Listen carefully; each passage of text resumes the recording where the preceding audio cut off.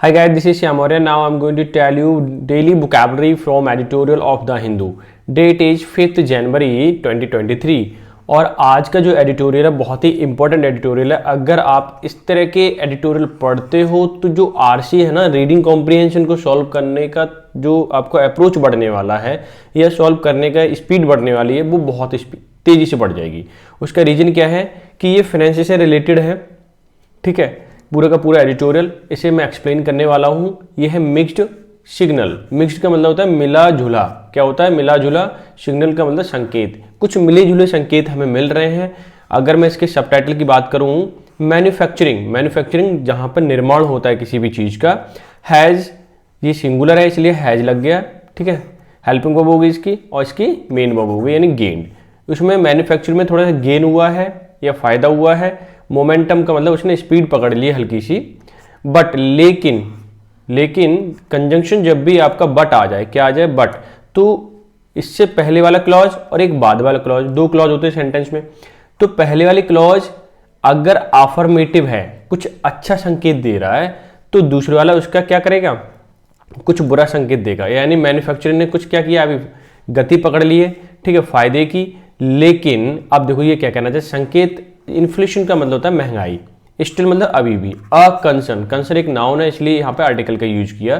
तो इन्हें क्या है, महंगाई अभी भी एक चिंता का विषय बना हुआ है। क्लियर हो गया? बट का यूज समझ में आ गया।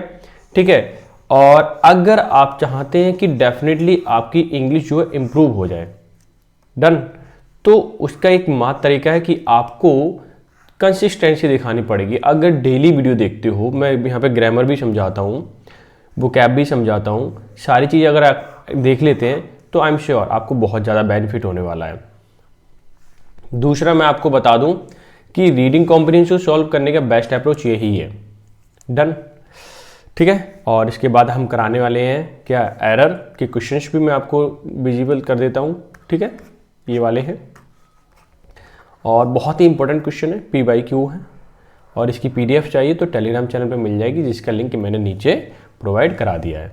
ठीक है, ये देखिए फर्स्ट वर्ड है मोमेंटम, यानी गति शक्ति, यानी कि इसका सिनोनिम हो जाएगा इम्पल्स। स्पैनिंग का मतलब अवधि में फैलाव होना या स्वीप या ट्रेवर्स, यानी किसी भी चीज़ में जो टाइम पीरियड है उसका बढ़ जाना।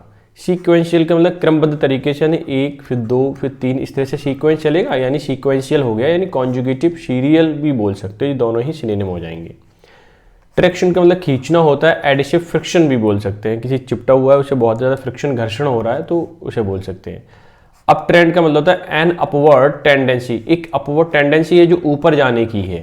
ठीक है, स्पेशली अराइज, स्पेशली अगर मैं बात करूं कुछ उठाव होता है, क्या था, या फिर ऊपर उठता है। क्या, इकोनॉमिक वैल्यू, किसी की जो वैल्यू है नीचे थी अब और बढ़ गई, अब बढ़ गई, तो अप ट्रेंडिंग बोलते हैं उसे, अप ट्रेंड बोल सकते हैं आप। नेक्स्ट वर्ड है हर्टेनिंग का मतलब होता है प्रशंसा करना। चीयर, एम्बोल्डन, रिक्रिएट, ये सब के सब इसके क्या है, सिनोनिम है। ठीक है, नेक्स्ट वर्ड है अंडरग्रिड। अंडरग्रिड का मतलब होता है प्रोवाइड सपोर्ट और अ फर्म बेसिस फॉर। ठीक है, यानी कि सपोर्ट प्रोवाइड करना। ऑग्री का मतलब होता है आभास, भविष्य कथन, फॉर टोकन, प्री इंडक्शन। ठीक है, ये सिनोनिम हो जाएंगे इसके। कैप्टिव का मतलब बस में आया हुआ या कन्फाइंड। क्लियर है। अप्रिशिएबली का मतलब काफ़ी मात्रा में या टू अ नोटिसेबल डिग्री, इसको हम ध्यान में रख सकें। ठीक है, इसे अप्रिशिएबली बोलते हैं। हायरिंग का मतलब किराए पर लेना या किसी को हायर करना या जॉब देना। ठीक है, या जॉब के लिए रखना, जैसे लीज या रेंट, दोनों ही सिनोनिम हो जाएंगे इसके। बैकलॉग का मतलब होता है पिछला शेष कार्य। अक्युमुलेट यानी इकट्ठा हो गया है। क्रिएट अ बैकलॉग, यानी कोई जो पुराना कार्य बहुत सारा इकट्ठा हो गया करने के लिए, उसे बैकलॉग बोलेंगे। इंटेंसिफाई 13 नंबर है। इंटेंसिफाई का मतलब तीव्र होना, बिकम मोर इंटेंस। ठीक है, तेज होना, बहुत तेज। आउट पेसिंग मतलब से अधिक बढ़ जाना, यानी सरपास इन स्पीड, यानी किसी भी चीज़ की स्पीड है जो बहुत तेजी से बढ़ गई। इल अफोर्ड का मतलब to be unable to afford, या जिसको हम क्या कर सकें, अफोर्ड नहीं कर सकें, वो इल अफोर्ड कहलाता है। ठीक है, तो ये थी आज की वोकैब। आई होप सो आप बिल्कुल समझ गए होंगे। अब चलते हैं हम सीधा एरर सीरीज पे। ठीक है, एरर सीरीज की बात करूं मैं, आई डोंट सपोज, मुझे नहीं लगता, एनीवन विल वॉलंटियर, कोई भी क्या होगा, वॉलंटियर होगा। ठीक है, या वॉलंटरी होगा। अब इसमें ये टैग लगा हुआ है, क्या लगा हुआ है, टैग। टैग को पता ही है, अगर शुरू का जो सेंटेंस है ये वाला, ये अफर्मेटिव में बना हुआ है, तो जो टैग लगने वाला है वो कैसे लगने वाला है, नेगेटिव लगने वाला है। दूसरा मैं बता दूं दिक्कत क्या होती है, एनीवन हो, ठीक है, एवरीवन हो, नन हो, जितने भी डिस्ट्रीब्यूटिव प्रोनाउन हैं, ये जितने भी आपको संकेत देंगे किस बात का, सिंगुलर होने का, तो वो भी सिंगुलर आएगी, ठीक है। लेकिन ध्यान देना, समझने वाली बात ये है कि टैग जो है उसका प्रोनाउन कैसा आएगा, प्लूरल आएगा, ठीक है। कैसा आएगा, प्लूरल। क्या हाथ भी नहीं चल रहे हैं ठंड से, क्या कर रहा हूं मैं, ठीक है। कैसा आएगा, प्लूरल आएगा। क्लियर हो गया। तो ये सेंटेंस में कोई एरर नहीं है, मैं आपको बता दूं, ठीक है, इसमें कोई भी एरर नहीं है। अब देखिए, क्योंकि अगर आप देखें यहां पे तो एनीवन आ गया, यानी कि सिंगुलर की बात कर रहे हैं, ठीक है, और टैग में कैसा आ गया, प्लूरल आ गया, इसका मतलब ये एकदम करेक्ट है, ठीक है। इससे नहीं लेना है, इससे लेना है, क्योंकि ये वाला सेंटेंस मेन है, ठीक है, लास्ट वाला, तो उसी के अकॉर्डिंग आया है टैग, तो नो एरर आंसर हो जाएगा इसमें, ठीक है। क्लियर हो गया। तो मैं इसे रब करता हूं और आंसर को हाईलाइट कर देता हूं। नेक्स्ट क्वेश्चन है आपका, I am looking forward the day of my wedding, मुझे आशा है अपने शादी की, ठीक है। मैं बता दूं एरर इसमें सेकंड पार्ट में है, क्योंकि लुकिंग फॉरवर्ड के साथ जो प्रीपोजिशन आती है ना, वो आती है टू, क्या आती है, टू। अब ये एकदम करेक्ट हो गया, यानी कि इसमें एरर कौन से पार्ट में है, सेकंड पार्ट में। तो इसमें बहुत ही इंपॉर्टेंट क्वेश्चन है ये, ध्यान देना। मैं लिख देता हूं यहाँ पे इंपॉर्टेंट, अगर वेरी लिख दूं तो और भी अच्छी बात है, और ये भी वेरी इंपॉर्टेंट ही चलेगा, क्योंकि ऐसे ही क्वेश्चन पूछे जाते हैं, ठीक है। और इसे मैं कम्युनिटी पोस्ट में भी डाल दूंगा, वहाँ पे जरूर रिस्पॉन्ड किया करें आप। जितना रिस्पॉन्ड करोगे ये समझ लीजिए आपकी तैयारी हो रही है अच्छे से, ठीक है। अब चलते हैं हम सीधे सीधे एडिटोरियल पे। एडिटोरियल एक बार फिर से रिवाइज करा देता हूँ कि मिक्स्ड सिग्नल, यानी कि मिले जुले क्या है, संकेत मिल रहे हैं हमें, ठीक है। मैन्युफैक्चरिंग हैज, मैन्युफैक्चरिंग की जो आपकी हेल्पिंग वर्ब है वो हैज है, मेन वर्ब है गेन, क्योंकि थर्ड फॉर्म आती है हैज के बाद। मोमेंटम को मतलब उसने गति पकड़ ली है, क्या पकड़ ली है, गति। मैन्युफैक्चरिंग में फायदा हो रहा है, उसकी गति पकड़ गई है, गति स्पीड ज़्यादा तेज बढ़ गई है। लेकिन इन्फ्लेशन स्टिल अ कंसर्न, लेकिन चिंता का विषय बना हुआ है, क्या, कंसर्न का मतलब चिंता का विषय, इन्फ्लेशन का मतलब महंगाई, और स्टिल का मतलब अभी भी। नाउन है इसलिए आर्टिकल का यूज कर दिया, ठीक है, यानी कि महंगाई का विषय बना हुआ है, अभी महंगाई एक चिंता का विषय बना हुआ है, क्या बोलेंगे, महंगाई एक चिंता का विषय बना हुआ है। मैं बता दूं कि जब भी बट आता है तो उससे पहले वाला सेंटेंस अगर पॉजिटिव यानी कि अफर्मेटिव तरीके से बना होता है या फिर उसका पॉजिटिव संकेत देता है, तो बट के बाद दूसरा जो क्लॉज होगा वो नेगेटिव या संकेत देगा, यानी कि कुछ कॉन्ट्रडिक्ट होने वाला है सेंटेंस में, ठीक है। अगर यहाँ फायदे की बात कर रहा है तो यहाँ पे चिंता की विषय बता रहा है, समझ में आ गया। यही खास बात है बट की, यानी इस तरह से बट यूज होता है क्लोज टेस्ट में, ये ध्यान रखना और पता चल जाएगा आपको, कोई दिक्कत नहीं आएगी, ठीक है। अब मैं करता हूँ एडिटोरियल को क्लियर। अब वो कैसे, मैं पढ़ता हूँ उसे, ठीक है।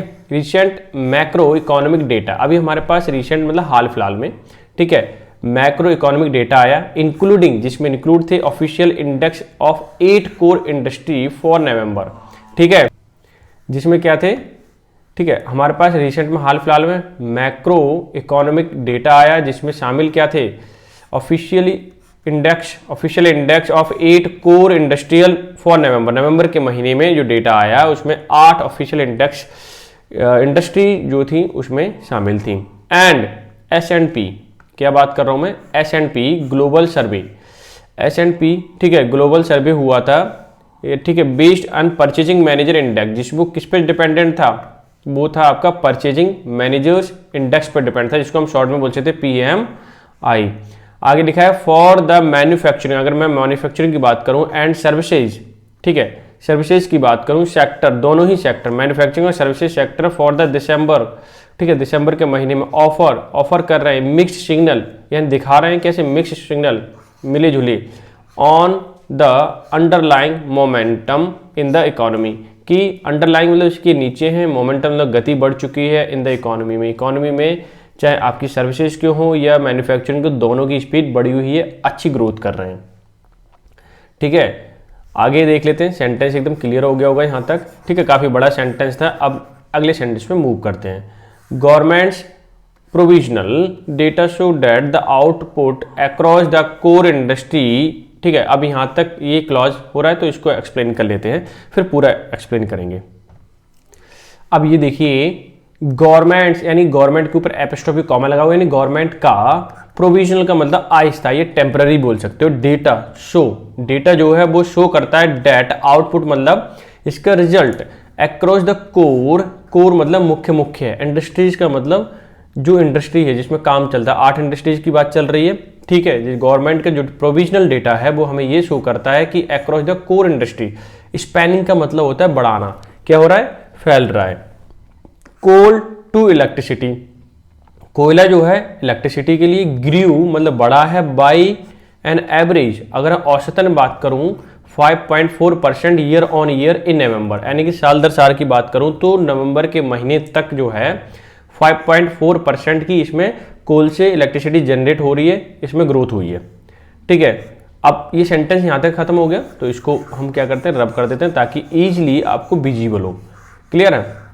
और देखो, शेयर जरूर कर दिया करो सेशन को, इससे कि बहुत ज़्यादा फ़ायदा होने वाला है आपको भी, दूसरे को भी। ठीक है, और जितना फ़ायदा होगा तभी देन मैं इसे कंटिन्यू कर पाऊंगा, and then you will definitely see something huge difference. ठीक है, अब बहुत बड़ा बदलाव देख सकते हो। यह लिखा है डबल डिजिट एक्सपेंशन। एक्सपेंशन जो है 2 डिजिट का हुआ है। एक्सपेंशन मतलब फैलाव, बढ़ाव। इन सीमेंट, किसमें? सीमेंट भी एक कोर है।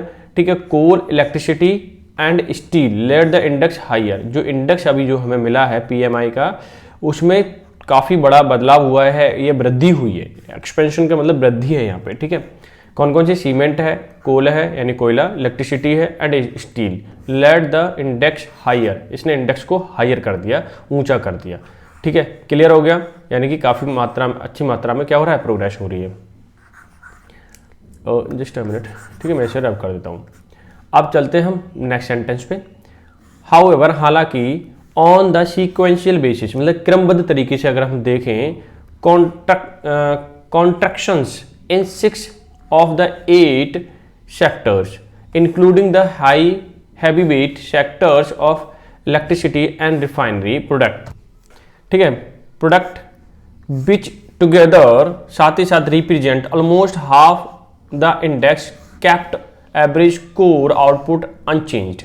मैं यहाँ से सेंटेंस स्टार्ट हुआ, यहाँ से हुआ, क्लॉज बाई क्लॉज पढ़ेंगे ताकि एकदम क्लियर हो जाए। हालांकि, हाउएवर का मतलब हालांकि, ऑन आ सीक्वेंशियल बेसिस मतलब क्रमबद्ध तरीके से, कॉन्जुगेटिव तरीके से, 1 2 3 4 इस तरह से। कॉन्ट्रैक्शन का मतलब होता है किसी भी चीज का सुकड़ाव होना। ठीक है, क्या होना? सुकड़ाव होना या कम होना। इन 6 में, ऑफ द 8 में से 6, अगर मैं 8 में से 6 की बात करूं जिसमें कम ग्रोथ हुई है।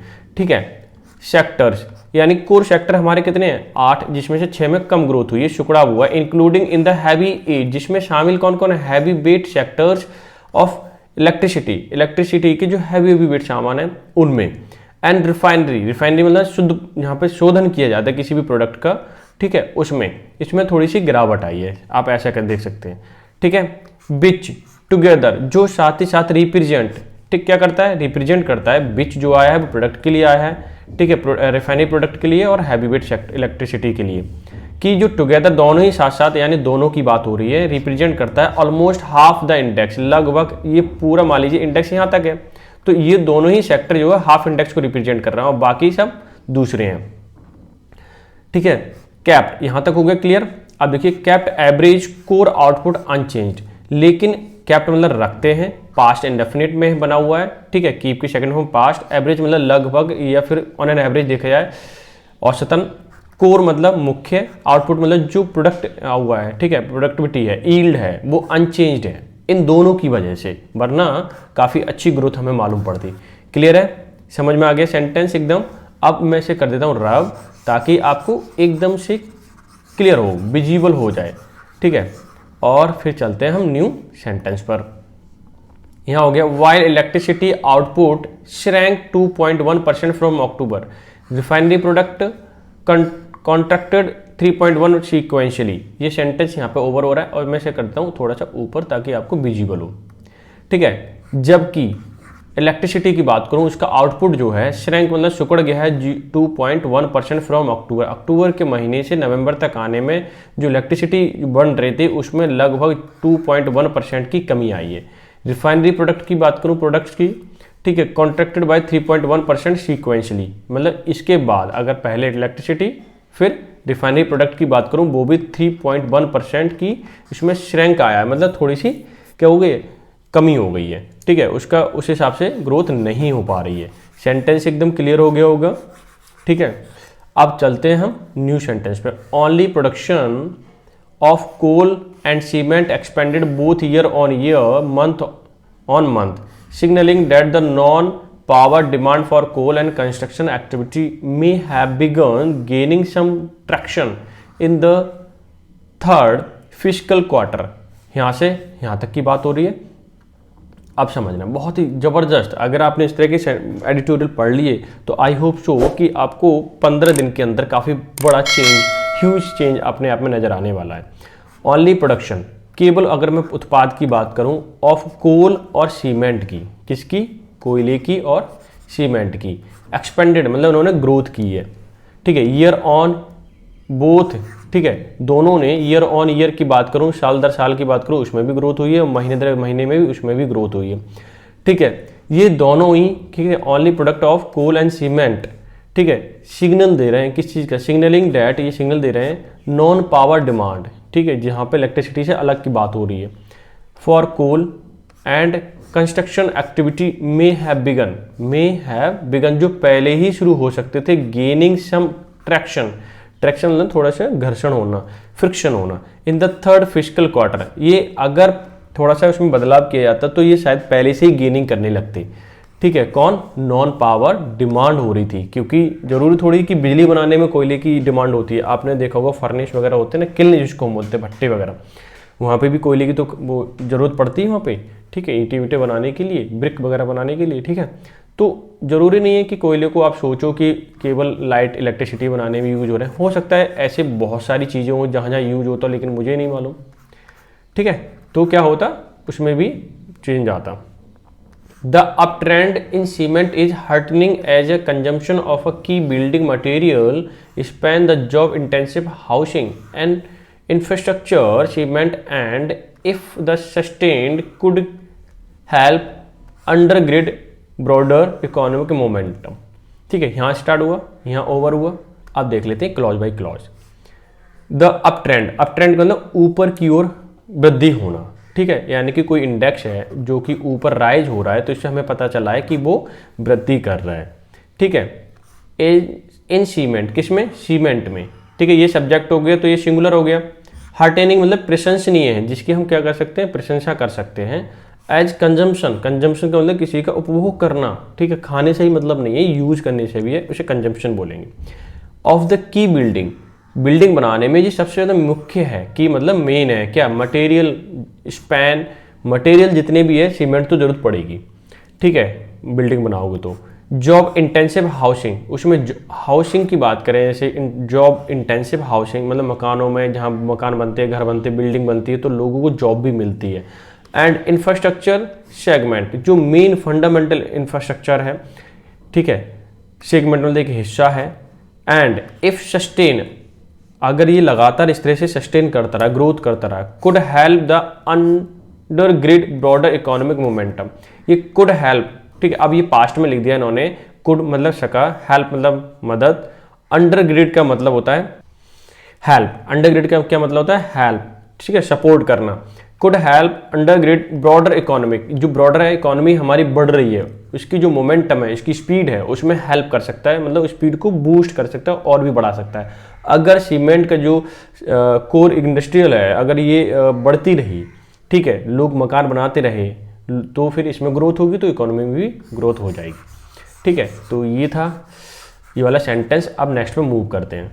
नेक्स्ट क्या करते हैं, the 12.3% year on year and 15.1 sequential expansion in coal output is also positive augury as it indicates an improvement in availability of fuel and fire captive power plant and furnace in crucial process and metal making industries।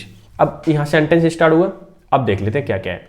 The 12.3% year on साल दर साल की बात करूं, 15.1% sequential expansion यानी कि एक के बाद एक साल दर साल पिछले साल से 12.3% की क्या ग्रोथ हुई है एंड 15.1% की सीक्वेंशियल है। उसके बाद एक्सपेंशन मतलब महीने दर महीने बोल सकते हो। कोल आउटपुट, कोल मतलब कोयले का आउटपुट है, इज आल्सो पॉजिटिव ऑगरी, जो हमें एक ऑगरी का मतलब होता है भविष्य के लिए कुछ ही नोटेबल होना, ठीक है, भविष्य के लिए पॉजिटिव ऑगरी दर्शाता है या शगुन दर्शाता है, ऐसा भी बोल सकते हो। इट एज इट इंडिकेट्स, ये भी दर्शाता है एन इम्प्रूवमेंट, क्या इंप्रूवमेंट हो रहा है, ओबियसली इसमें ग्रोथ हुई है 12 पॉइंट की। साल दर साल में देखें, महीने दर महीने में एक के बाद एक देखें तो उसमें भी 15.1 की हुई है, तो ये इंडिकेट इंप्रूवमेंट दर्शाता है, ठीक है। इन अवेलेबिलिटी ऑफ फ्यूल, किस में, फ्यूल में, कोयल जो कोयल है या कोला है तो उसमें फ्यूल के रूप में यूज हो रहा है।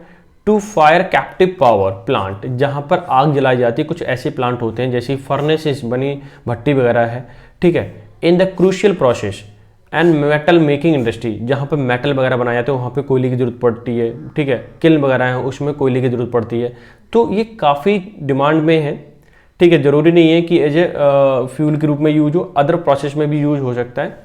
तो ये काफ़ी कैप्टिव है, मतलब चाहने वाला लोग इसे लुभाता है कि आप इसे खरीदो कोयले को और यूज करो, ये सस्ता भी है, ठीक है। तो ये था सेंटेंस, आई होप आपने एकदम क्लियर तरीके से समझ लिया होगा।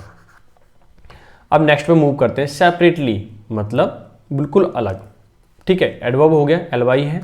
The more up to date December, अगर मैं बिल्कुल अलग तरीके से अप टू डेट करूं यानी दिसंबर तक, PMI purchase manager index data show जो दर्शाता है डैट मैन्युफैक्चरिंग मोमेंटम, जो निर्माण में गति आई है, ठीक है, स्ट्रेंथ मतलब मजबूती आई है, अप्रिशिएबली जो कि क्या है काफ़ी मात्रा में, एज बिजनेसेस रिपोर्टेड, बिजनेस के जो क्या है रिपोर्ट आई है, ठीक है। The fastest rise in new order since February 2021, कि जो बिजनेस में रिपोर्टें आई हैं कि फास्टर मतलब सबसे तेज़ी गति से, क्योंकि सुपरलेटिव डिग्री है, सुपरलेटिव डिग्री के आगे दा लगता है, राइज का मतलब उठना होता है, वृद्धि होना। इन न्यू ऑर्डर्स, जो नए नए ऑर्डर हैं सिंस, अगर मैं फरवरी की बात करूं, पिछले साल फरवरी के महीने 2021 से, ठीक है, यानी कि उससे भी पहले के साल 2021 से काफ़ी तेज़ी से फास्ट तरीके से क्या है ऑर्डर मिले हैं, जो कि एक अप्रिशिएबली मतलब बहुत ही नजर आने वाले बिजनेस में, ठीक है, ऑर्डर हैं, जिससे कि मैन्युफैक्चर में क्या है मोमेंटम प्राप्त कर लिया है, स्ट्रेंथन के लिए मतलब मजबूती आ रही है, ग्रोथ कर रहा है, समझ लीजिए। दिसंबर तक की बात हो रही है सेपरेटली, इसकी परचेजिंग मैनेजर इंडेक्स अगर डेटा की बात करूं उसके लेवल से, ठीक है। तो आई होप सो ये आपको एकदम क्लियर हो गया होगा। देखो बिल्कुल बनाए, आप बने रहिए यहाँ पे, मैं आपको बता रहा हूँ बहुत ज़्यादा ज़बरदस्त फायदा होने वाला है। आगे देखिए, the private survey of purchasing manager, अगर मैं प्राइवेट सर्वे की बात करूं, परचेजिंग मैनेजर जो है index, about 400 manufacturers signalled, 400 manufacturers हैं जिन्होंने संकेत दिए हैं डैट एवरेज आउटपुट ग्रोथ, ठीक है, average output growth across these firms hit a 13 month high last month with PMI reading of 57.8 pointing to the strongest sectors expansion since October 2020, यानी 2020 से अब तक की बात की जा रही है। उसमें जो आंकड़े दिए गए प्राइवेट सर्वे हुआ, उसने आंकड़े दिए कि परचेजिंग मैनेजर इंडेक्स जो है लगभग 400 मैन्युफैक्चर कंपनियां ऐसी हैं सिग्नल दे रही हैं डैट एवरेज आउटपुट जो ग्रोथ है, प्रोडक्ट की ग्रोथ अक्रॉस द फर्म, इन फर्मों में, ठीक है, हिट मतलब उन्होंने आंकड़े छुए हैं 13 महीने हाई लास्ट मंथ, पिछले महीने की अगर मैं बात करूं तो लगभग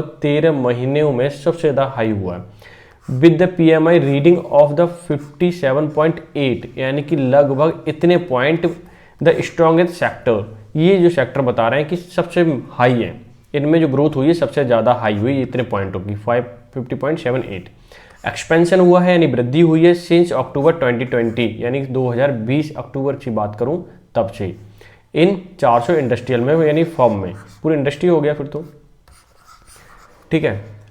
अब देखिए सेंटेंस नया, प्रोडक्ट प्रोड्यूसर जो पैदा करने वाले यानी कि प्रोडक्ट बनाने वाले हैं, गुड्स मतलब सामान, स्टेप अप मतलब उसमें वृद्धि हुई है, हायरिंग मतलब जॉब देने में, to help them meet a backlog, backlog मतलब पुराने ऑफ अ ऑर्डर। ये क्या कहना चाह रहा है, ध्यान से समझने की कोशिश करना। प्रोड्यूसर जो बनाने वाले लोग हैं सामान के लिए जिसमें वृद्धि हुई है, हायरिंग मतलब लोगों को जॉब देने में, टू हेल्प देम जिनको मदद करता है, मीट अ बैकलॉग, मीट मतलब मिलना, बैकलॉग मतलब पुराना शेष बचा हुआ कार्य, ऑफ ऑर्डर जो पुराने ऑर्डर थे उनको पूरा करने में हेल्प मदद हुई है। क्यों? क्योंकि उन्होंने क्या किया है, लोगों को हायर किया है, जॉब दी है, तो किस में भी वृद्धि हुई, जॉब में भी वृद्धि हुई। डन। आगे देखिए, एंड दो यद्यपि the increase in jobs was slowest since September, employment across the sector rose for the 10th straight month reflecting the highest heightening optimism among the manufacturers. अब यहाँ से देखिए, हालांकि एंड दो मतलब यद्यपि, इंक्रीज मतलब वृद्धि हुई है जॉब्स में, वॉज स्लोएस्ट जो वृद्धि हुई है वो बहुत स्लो है, स्पीड उसकी पेस जो है वो स्लो है, सिंस सितंबर कब से, सितंबर के महीने से।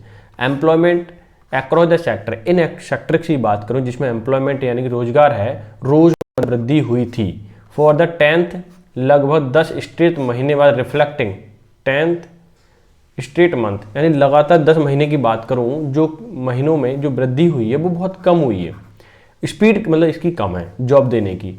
The heightening optimism, heightening optimism among the manufacturer, ठीक है। तो ये बताना चाह रहा हाइटनिंग का मतलब बढ़ना, ठीक है, वृद्धि करना, ऑप्टिमिज्म मतलब सकारात्मक तौर पे जिसके जो विचार हैं बहुत सकारात्मक हो, ठीक है। अमंग, अमंग मतलब उनके बीच में, मैन्युफैक्चरर जो हमारे प्राइवेट सर्वे किया था उसमें 400 क्या कहते हैं फर्म्स इन्वॉल्व थे, सरकारी भी तो सभी थे, S&P ने किया था, तो ग्लोबल लेवल से। तो हाइटनिंग उसमें वृद्धि हुई है बहुत सकारात्मक फॉर्म में, मैन्युफैक्चरर की जो जॉब देते हैं ना उसमें भी, ठीक है। लेकिन इसकी जो स्पीड है वो थोड़ी कम है, स्पीड क्या है वो थोड़ी कम है, ठीक है। तो ये भी ध्यान देना है, स्पीड कम है ताकि और थोड़ी सी जॉब मिले, तो इनके बैकलॉग ऑर्डर्स हैं जो कि पुराने बचे हुए ऑर्डर हैं वो भी पूरे हो जाएंगे क्योंकि मैन पावर ज़्यादा होगी ना इनके पास। आगे देखिए, द PMI क्या है, the PMI survey show that overall output charge inflation across the private sector has intensified. एक क्लॉज यहाँ पे हो गया, पहले से एक्सप्लेन कर देता हूँ मैं। द PMI यानी कि परचेजिंग मैनेजर इंडेक्स सर्वे शोज दर्शाता है, देखो ये यहाँ से यहाँ तक सिंगुलर है इसलिए इन्होंने सिंगुलर वर्ब ली है, इसकी वर्ब शो है डैट की ओवरऑल आउटपुट, जो ओवरऑल आउटपुट है प्रोडक्ट है, चार्ज इन्फ्लेशन उनका जो चार्ज महंगाई है अक्रॉस द प्राइवेट सेक्टर की मैं बात कर रहा हूँ, सभी प्राइवेट सेक्टरों में, हैज इंटेंसिफाई उनके थोड़े से चार्जेस क्या हुए हैं, महंगे हुए हैं बिकॉज ऑफ इन्फ्लेशन, ठीक है। क्लियर होगी चीज। With manufacturers reporting inflation selling price outpacing gain in input cost for the first time in the almost 2.5 year.